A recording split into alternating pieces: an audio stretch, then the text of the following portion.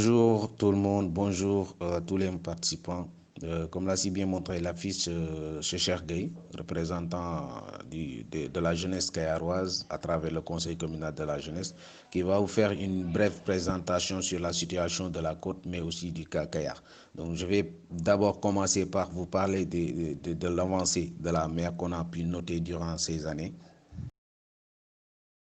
Donc, cette image d'abord, ça c'est clair avec la zone de parcage des pirogues. Après, pour les zones de débarquement, c'est là que les pirogues débarquent leurs poissons. Maintenant, c'est une zone qui s'est rétrécie. Vue aérienne, c'est un peu large, mais c'est une zone qui s'est rétrécie parce que c'était une zone qui représentait plusieurs centaines de mètres. Maintenant, je vais vous montrer d'autres images par rapport à ces dernières années avec l'avancée de la mer. Donc voilà, ces trois dernières images montrent l'avancée exacte du premier image. Bon, première image qui ne date pas vraiment assez longtemps, mais aussi pour expliquer l'avancée qu'on a pu noter durant ces 3 dernières années par rapport à la commune de Kaya. Donc, et on peut aussi noter autre chose, c'est des conséquences qui sont dues à des choses qui sont peut-être on peut dire avec le réchauffement climatique, mais aussi par certaines pratiques qui se passent au niveau de la localité. Donc, et ce sont ces localités aussi qui parfois qui amplifient le danger et se mettre dans l'insécurité par rapport à l'avancée de la mer. Donc on peut parler aussi sur la bande de Filao, parce que la bande de Filao est issue du programme américain PL 480, qui est érigé en 1980, entre 1980 et 1984. Donc on a mis cette bande de Filao pour préparer l'avenir, pour éviter l'avancée de la mer dans les années qui viennent, alors que la mer était assez bien loin de l'habitat. Donc actuellement, cette bande de Filao est en train d'être massacrée. Donc ce massacre aussi a causé une avancée rapide de la mer par rapport à certaines zones de Kayar, parce que c'est pas toutes les zones à Kayar, tous les espaces à Kayar qui sont collés à la mer, qui ont noté une avancée aussi énorme par rapport à certaines localités. Parce que là où on est en train de déboiser, on voit que l'eau avance à grands pas, mais là où le déboisement est moins rapide, on voit que l'eau aussi n'avance pas à vitesse de croisière. Bon, là aussi, je vous montre, il y a 3 images qui montrent le massacre de la bande de Filao. Donc, vous voyez, en tant qu'environnementaliste, c'est un crime. Moi, j'utilise toujours le terme massacre parce que je ne peux pas dire destruction. Je dis massacre parce qu'il y a des micro-organismes qui existent entre la mer et cette bande de Filao. Et même ces micro-organismes aussi sont en train d'être pêchés par les populations. Ça veut dire que, alors que ces micro-organismes devraient permettre à cette bande de Filao de se nourrir pour pouvoir nous préserver.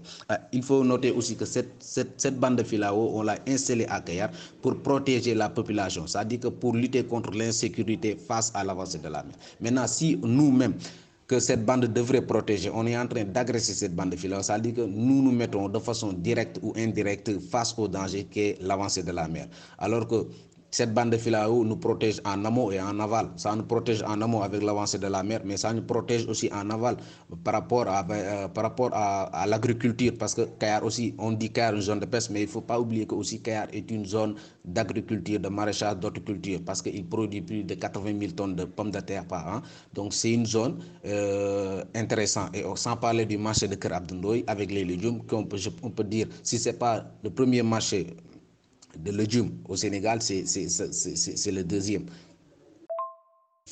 Donc on est en train de couper cette bande de Filao, soit pour dire qu'on est on est atteint de boulimie foncière, donc on a besoin de l'espace pour construire.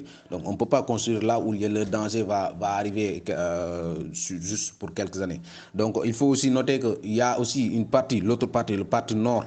La dernière image où il y a cette tracé-là, c'est la partie nord de la bande de Filao qui est en train d'être massacrée pour y installer des champs. Donc, et que c'est un peu paradoxe parce que c'est à travers, c'est grâce à cette bande de filao qu'on a pu pouvoir utiliser la terre, parce qu'avant, on ne pouvait pas, parce que les dunes ne pouvaient pas se fixer. Alors qu'avec l'arrivée de cette bande de filao, les dunes se sont fixées, mais aussi les sols ne sont plus salés. Donc, actuellement, avec cette bande de filao, le village de Ndiokop rencontre des problèmes pour faire l'agriculture parce qu'il y a la salinisation des sols. Donc pour montrer que cette bande de filao elle est vitale, mais aussi il faut que cette bande de filao aussi mérite d'être protégée, et nous en tant que jeunes nous sommes en train toujours de nous battre, de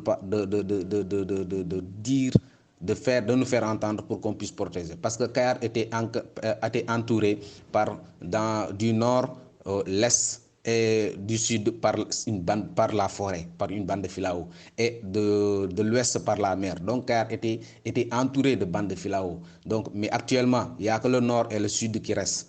Bon, le sud, on peut dire que ça reste un petit peu, mais l'est, on n'en parle plus. Maintenant, tout est déboisé. Voilà, maintenant avec ces images aussi, on est en train avec ces pneus, avec les jeunes, l'initiative des conseils communaux de la jeunesse, on veut embellir la plage, mais aussi installer des cocotiers pour pouvoir au moins préserver cette plage, parce qu'il n'y en a pas beaucoup maintenant au Sénégal, une plage assez large, assez longue que celle de Kaya. Donc nous, en tant que jeunes, on est en train de préserver cette biodiversité, à savoir cette bande de filao, les micro-organismes qui se trouvent entre Kayar et entre l'agriculture et la mer. Donc nous sommes en train de nous battre dans tous les secteurs. On est en train de reboiser, on est en train de modifier, de réfectionner, de recycler certains produits comme les pneus et autres pour pouvoir en faire des meubles et autres. Donc on n'a pas assez de temps, mais on va s'arrêter là pour dire qu'il y a autre chose, beaucoup de choses qui sont en train d'être faites par les jeunes. Maintenant, il faut noter seulement que cette massacre de bande de filao est en train de tuer l'agriculture, est en train de réduire la zone de parcage des pirogues, est en train d'apporter de l'insécurité, mais aussi la salinisation des sols. Et pour cela aussi, il faut qu'on le dise, c'est un combat, et un combat que nous allons mener jusqu'au bout. Je vous remercie. Merci cher pour cette très belle présentation de la situation de la ville de Kayar, une présentation qui nous édifie sur la situation de la zone.